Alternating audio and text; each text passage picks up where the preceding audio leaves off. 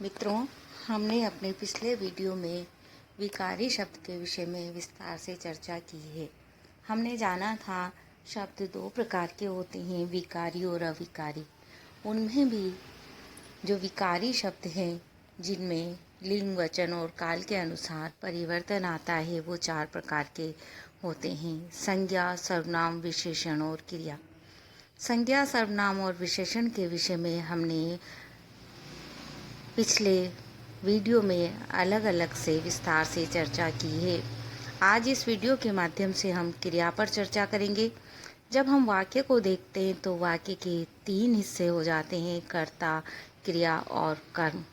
तो ये क्रिया क्या है, इसी विषय में हम आज विस्तार से जानकारी प्राप्त करने वाले हैं। हम विषय की जानकारी की ओर आगे बढ़ें इसके पूर्व मित्रों, आप इस लिंक को सब्सक्राइब कर घंटी बजा लीजिए ताकि आपको हमारे अगले वीडियो स्वतः प्राप्त होते रहें। मित्रों, क्रिया क्या है, इसकी परिभाषा पर हम सर्वप्रथम जाते हैं, क्योंकि नियम से उदाहरण और उदाहरण से नियम को यदि समझा जाए तो विषय शीघ्र याद हो जाता है, स्पष्ट भी हो जाता है। वाक्य में जिस शब्द से किसी काम का करना या होना पाया जाए वह क्रिया कहलाती है।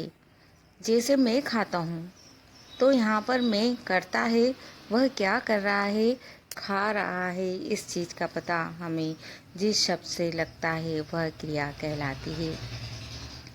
मित्रों, क्रिया शब्द धातु अर्थात मूल शब्द से बनती है।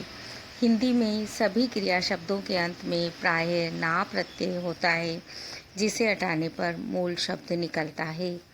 प्रतियोगी परीक्षाओं में इस तरह के प्रश्न पूछ लिए जाते हैं, क्रिया दे देते हैं और कहते हैं इसमें मूल शब्द क्या है, या फिर मूल शब्द देकर क्रिया बनाने के लिए भी कहा जाता है।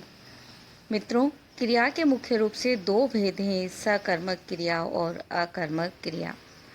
अब प्रश्न उठता है, सकर्मक क्रिया क्या है? वे क्रियाएं हैं जिनके कर्ता के व्यापार का फल कर्ता को छोड़कर कर्म पर पड़ता है। करने वाला तो करता ही है, पर उसका फल कर्म पर जब पड़े तो वह सकर्मक क्रिया कहलाती है। हम उदाहरण से इसे समझने का प्रयास करते हैं। जैसे एक उदाहरण है, उमाकांत पुस्तक पढ़ता है।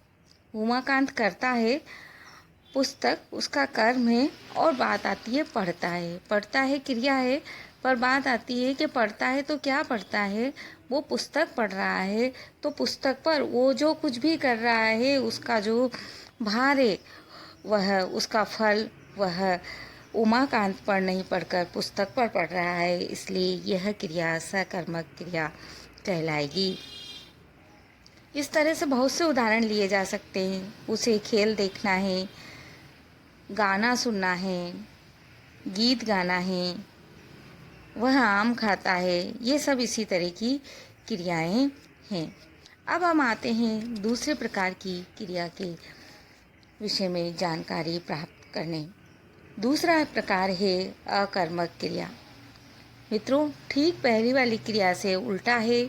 इसमें कर्म नहीं होता, कार्य का केवल ज्ञात होना प्राप्त होता है। मतलब हमें केवल इतना प्राप्त होता है, हमें केवल इतना पता चलता है कि कार्य हो रहा है, परंतु कर्म वहाँ पर उपस्थित नहीं होता। जैसे शीला रोती है। अब शीला रोती है तो कैसे रोती है, क्या रोती है, वो कर्म यहाँ नहीं है। रोती है, केवल कर्म किया जा रहा है, ये पता चलता है। सोती है, मोहन हंसता है, राम गिरा, लगना, टूटना, नाचना इत्यादि बहुत सी क्रियाएं हैं जो अकर्मक क्रिया के अंतर्गत आती है।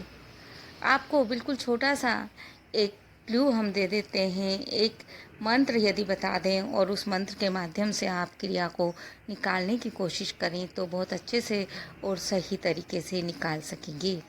मित्रों, वह है क्रिया के पहले क्या या किसको लगाकर देखिए। यदि उत्तर में आपको कुछ मिलता है तो वह क्रिया सकर्मक होती है, अन्यथा वह क्रिया अकर्मक कहलाएगी। उमाकांत पुस्तक पढ़ता है, क्या पढ़ता है, पुस्तक पढ़ता है, तो सकर्मक है। शीला रोती है, क्या रोती है, कुछ नहीं आ रहा है, तो वह अकर्मक होगी। है ना मित्रों, बड़ा खेल खेल में ही आप क्रिया सीख जाएंगे। कितना आसान है क्रिया को जान लेना। मित्रों, क्रिया के कुछ और भी भेद हैं जिन्हें हम अपने अगले वीडियो के माध्यम से समझने का प्रयास करेंगे। यदि आपको हमारा वीडियो पसंद आया हो तो लाइक अवश्य करिए।